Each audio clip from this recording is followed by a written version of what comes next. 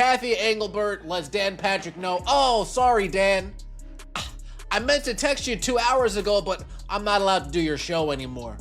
The WNBA PR staff said, "I'm not allowed to do your show." The PR staff, who theoretically should be taking orders from me, now I'm coincidentally taking orders from them. That is not a rejection. That is not even a real explanation. That is the commissioner of a professional sports league telling a nationally syndicated host, after keeping him waiting 2 hours, that her own staff will not let her speak. So who actually runs the WNBA? The WNBA is not a serious league. We know that. The WNBA, the same league that tried to get Christine Brennan's credentials revoked for asking questions about Dejanay Carrington's eye poke. The same league where you have stooges for the Indiana Fever who hold their phone sideways at warm-ups and ask softball questions to the Indiana Fever coaching staff regarding Caitlin Clark's injuries. Notice what that clip is actually doing. This is not one host complaining about getting stood up. This is Dan Patrick connecting a single canceled appearance to a pattern he says he has watched for months. He brings up Christine Brennan, a longtime national reporter who has said publicly that the league moved toward pulling her credential after she asked a direct question about a hard foul involving Caitlin Clark. He brings up Indiana Fever broadcasters who, in his account, hold sideline microphones up during warm-ups and stick to a short list of approved, harmless questions for the coaching staff. Individually, none of that proves much. A single tense exchange with one reporter, a single overly careful sideline hit. Those happen around every league. Together, though, it starts to look less like coincidence and more like a policy, one built around a simple idea: control who gets access and control what they are allowed to ask once they have it. And there is one more piece of that policy still coming later in this video, the part that actually explains why the WNBA would rather anger Dan Patrick than let its own commissioner speak for a few minutes on live radio. League, who that same Indiana Fever team actually fires real journalists like Scott Agnes doing work because he's actually speaking somewhat of the truth. This isn't really surprising. This is just more of the WNBA proving that it's a reality show, that it's a joke, it's not to be taken serious. The reporter behind that third example is Scott Agnes, who has covered the Fever on a daily basis and, according to Patrick, lost access after asking questions the organization did not want on the record. Fair or not, string these three data points together: a credential dispute, scripted sideline questions, and a beat reporter losing access, and a shape starts to form. This is a league that talks constantly about wanting to be covered like a major professional sport while building the exact infrastructure that makes real coverage harder. That is the environment Cathy Engelbert said yes to walking into anyway. This video, Dan Patrick, what do you got for us? Yesterday, we were hoping to do an interview with Cathy Engelbert. She's the WNBA commissioner. Todd spoke to her a couple of nights ago, and we had a pairings party. Todd went up to her. She's been very friendly to the show. Last year at this event was friendly to us. And Todd said, "Hey, we'd love to have you on. There's a lot of questions. People have not heard answers from the commissioner." And she said yes. A lot of questions regarding Caitlin Clark, regarding expansion, regarding the questions from Congress, demanding answers. There's a lot going on in the WNBA. Here is how Patrick says it actually went down. His producer, Todd, ran into Engelbert 2 nights earlier at a league event. She was friendly, he says, the way she reportedly had been with the show before, and when Todd asked if she would come on to answer some real questions, she said yes. Not vague questions either. Patrick says the plan was to ask her directly about Caitlin Clark, about the league's expansion into new markets, and about a detail that is easy to miss in all of this. He says members of Congress had reportedly been sending the WNBA questions of their own, demanding answers. If that is accurate, this was not a puff piece. This was a sitting commissioner agreeing to face the 2 biggest storylines in her league, on the record, during a stretch when lawmakers were reportedly already asking their own questions. That is exactly the kind of interview a confident league says yes to. It is worth remembering why those 2 topics carry so much weight right now. Caitlin Clark's rookie season did more for WNBA television ratings than any single player arrival in the league's history, and every front office in the sport knows it. Expansion is not some hypothetical either, with new markets reportedly lining up and paying real money to join. When a league is riding that kind of momentum, the natural move is to put your commissioner in front of every camera available and let her take a victory lap while fielding the hard questions along the way. Patrick was offering exactly that setup. Yeah. So yesterday, after the show, we waited almost 2 hours for her. This was scheduled. She was going to do a meeting in her hotel room, a conference call, and then she was going to join us. So Fritzy, for at least 90 minutes, is looking just for an update. We're trying to figure, we're standing by, we're waiting to interview her. They didn't, balk at anything, didn't say you can't ask anything, and we thought, okay, we're going to be able to finally ask questions about Caitlin Clark, the WNBA expansion, a lot of different things. So the show got ready. They promoted the interview all day, and then they waited. Patrick says Engelbert had a conference call scheduled in her hotel room first, and the plan was for her to join once that wrapped. So the crew held the segment open, checking in every few minutes, assuming any minute now she would dial in. 90 minutes went by, then close to 2 hours. Nobody told them to stop planning around it. Nobody said the interview was off. They just kept waiting, the way you do when someone has given you no reason to think otherwise. Patrick is careful here, and it is worth being careful too. Nobody on that broadcast accused Engelbert of planning to skip the show from the start. The read from everyone involved is that something changed after she said yes, not before, which raises the obvious question. What changed in the 2 hours between a commissioner agreeing to answer hard questions and a commissioner being told she was not allowed to? Thanks. This is Cathy Engelbert at the event taking shots on the driving range or the putting course or whatever it is. And we waited and we waited and we waited. And then we got word, Todd did, that the commissioner said that the WNBA staff, the PR staff, said that she is not allowed to do this. The WNBA PR staff, who should, I guess, be working for her. The answer they got was almost funnier than the excuse itself. While the crew sat there refreshing their phones, Engelbert was reportedly out on the driving range at the same event, taking practice shots roughly 50 yards from where the interview was supposed to happen. Then word came back through Todd. The WNBA's own PR staff had told the commissioner she was not allowed to do the show. Sit with the org chart implied by that sentence. In most organizations, public relations exists to support the person at the top, not to override her. Engelbert is not a mid-level employee who needs sign-off to talk to a reporter. She is, on paper, the person the PR department answers to. And yet, according to this account, a communications staffer effectively vetoed her yes after she had already committed, after the show had already promoted it, after Patrick's team had already burned 2 hours holding a slot open. Either the commissioner does not have final say over her own media appearances, or she has that say and let her staff take the blame instead of telling Dan Patrick herself. Neither version is a good look for the person running the league. Yes.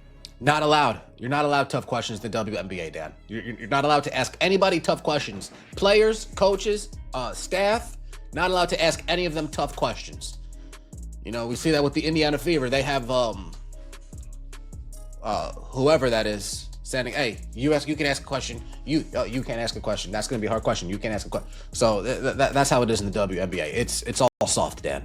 It's all soft. It's not. This is where the pattern Patrick raised earlier stops sounding like one host's grievance. Line up the Fever broadcasts where sideline reporters are reportedly kept to a short list of approved topics. Nothing about injuries, nothing that could put a coach on the spot. Line up Christine Brennan's account of nearly losing her credential over one direct question. Add a commissioner who cannot do a scheduled interview without her own staff shutting it down, and you are not looking at 3 unrelated incidents anymore.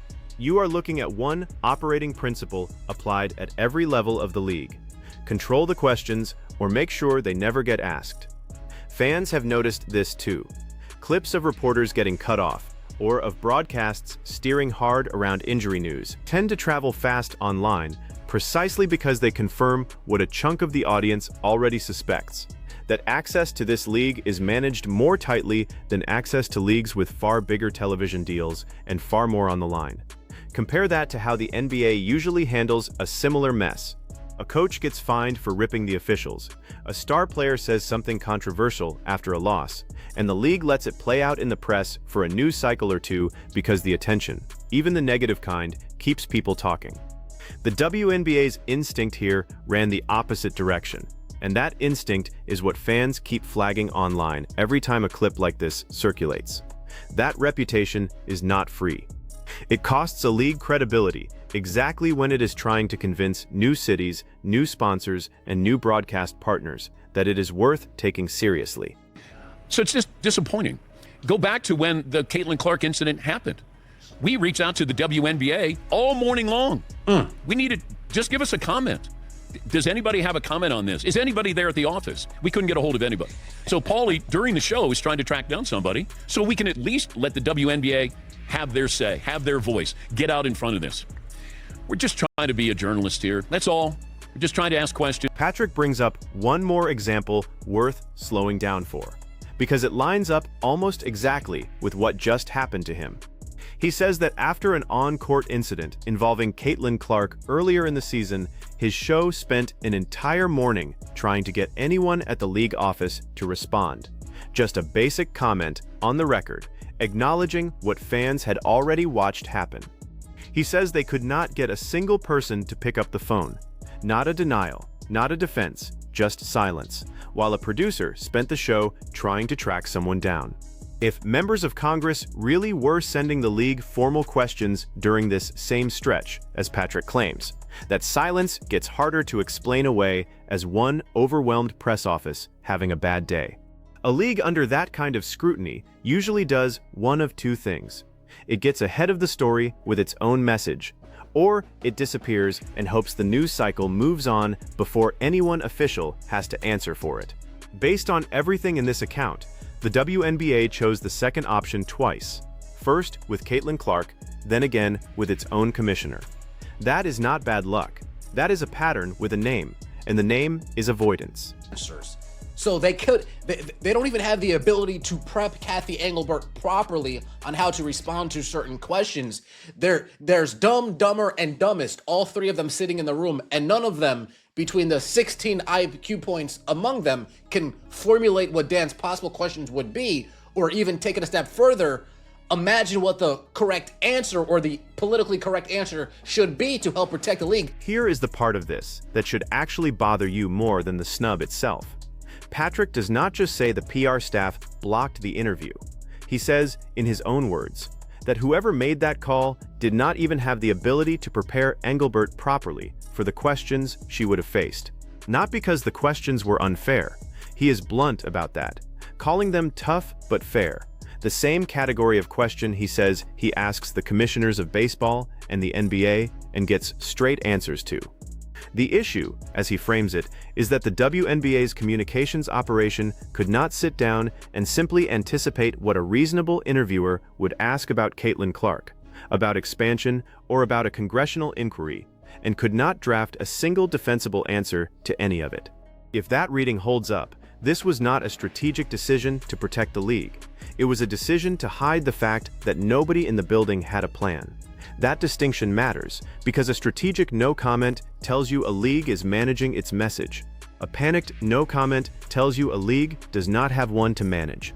One of those is a communications choice. The other is closer to an admission. Every commissioner's office in major American sports keeps some version of a briefing book for exactly this scenario, a running list of the questions a reporter is likely to ask and a tested answer for each one, updated after every controversy. If Patrick's account is accurate, and that basic prep work was not in place for a sitting commissioner walking into a scheduled national interview, that is not a small oversight. That is a communications department that is behind on the fundamentals of the job at the exact moment the league needed it, operating at its sharpest. They don't. If they want to be treated as a serious league, they would have told the NBA during this most recent collective bargaining agreement, hey, we're good. We don't want your money. We don't want you to support us anymore. We're going to do our own thing and try to survive on our own. But they want the handouts. They want the handouts. So it's not really a serious league. There is a financial layer to this too, and Patrick puts his finger right on it. The WNBA he points out, just went through a fresh round of collective bargaining tied to a league that still leans heavily on the NBA for infrastructure, marketing muscle, and, by most public reporting, ongoing financial support. If the league genuinely believed it did not need that scrutiny, the leverage move would have been simple: stand on its own, decline the support, and operate free of the NBA's shadow entirely. It has not done that. It continues to accept the backing while bristling at the level of attention that tends to come with it. The same attention every major professional league in this country deals with as a cost of being covered like one. This matters more right now than it would have a few years ago, with new expansion cities reportedly agreeing to pay franchise fees several times higher than what the league's most recent expansion team paid just seasons earlier. You cannot ask to be treated like a major professional league with that kind of investment, that kind of media rights money, and the congressional interest that comes with the territory. And then be surprised when your commissioner is expected to answer the same category of question that gets asked of the people running baseball, football, and the NBA. The league also just signed a media rights deal reportedly worth billions over more than a decade. The kind of number that invites exactly the scrutiny Patrick was hoping to get on the record. Money at that scale does not travel alone. It brings sponsors doing due diligence, cities weighing whether a franchise fee is worth it, and yes, lawmakers who want to know the business behind the games they are watching is being run honestly. Ducking one radio interview does not make any of that go away. It just delays the version of this conversation the league is going to have eventually, with less goodwill in the room than Patrick was offering.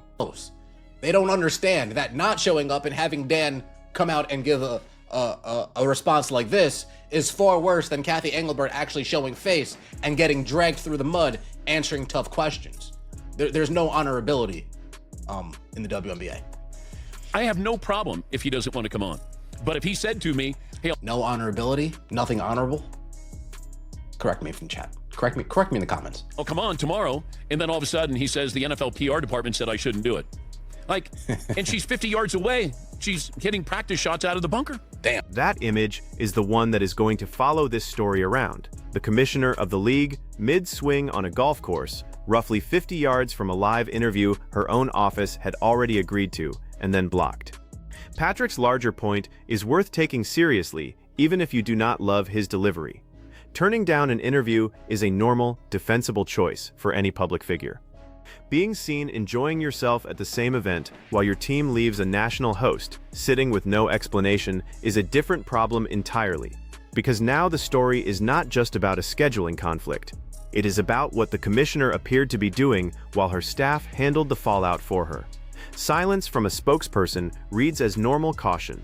Silence from the person actually in charge, visible the whole time, reads as something closer to indifference. That gap between what her office claimed and what her own guests reportedly saw her doing is exactly the kind of detail a story like this does not need to exaggerate. It just needs to be repeated. But this is an important league. There's expansion. There's conversation. Dan, you know it's not an important league. Stop. It's been agendaized. Everybody has something to say about it. Now you have a chance to answer these questions. Are they uncomfortable? Yes. But when I have Rob Manfred on with baseball, when I have Adam Silver on with the NBA, they know they're getting questions that maybe they don't get anyplace else. But they're going to prepare for it. I wanted Cathy to have that opportunity. And I don't know her, but I wanted to get to know her so I can have an opportunity to ask questions like this. And that was what was disappointing. You don't want to come on the show? Tell me you don't want to come on the show. I have no problem. This is the comparison that actually explains why any of this matters beyond one bad afternoon. Patrick has sat across from Rob Manfred with baseball's own controversies on the table. He has sat across from Adam Silver during lockout talks and officiating disputes. Both of them, by his account, walk in knowing exactly which uncomfortable questions are coming.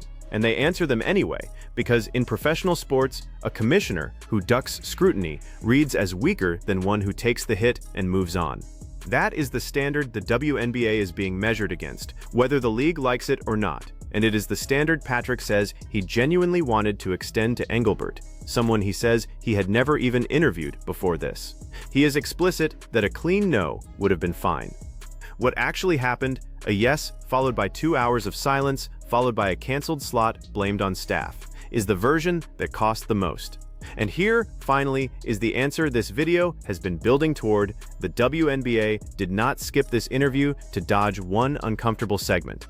It skipped it because, on this account, nobody in that building had confidence the commissioner could hold her own against tough but fair questions about Caitlin Clark, expansion, and Congress, live, without a script to hide behind.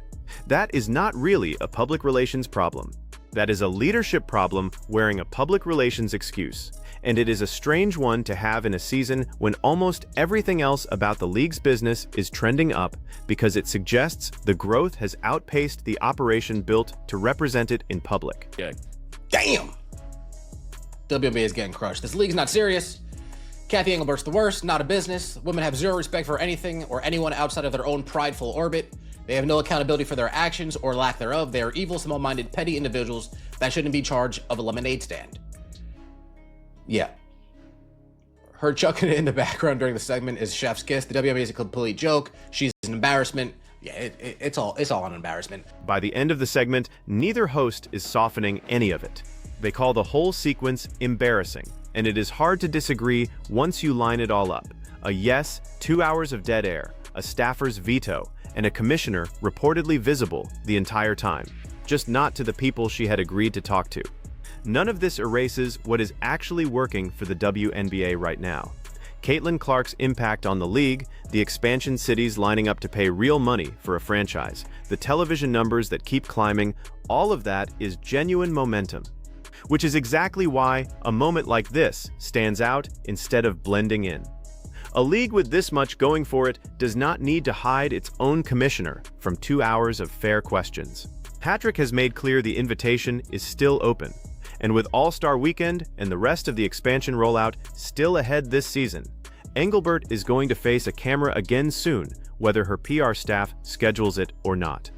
The only real choice left is whether she does it on her own terms or gets asked about this exact clip when she finally does. So here is the question worth sitting with after all of this. If the WNBA is serious about being treated like a major professional league, why does its own leadership keep choosing silence over the microphone? Tell me where you land on this in the comments, and if you want the next breakdown the moment it drops, get subscribed now, because this story is not close to over.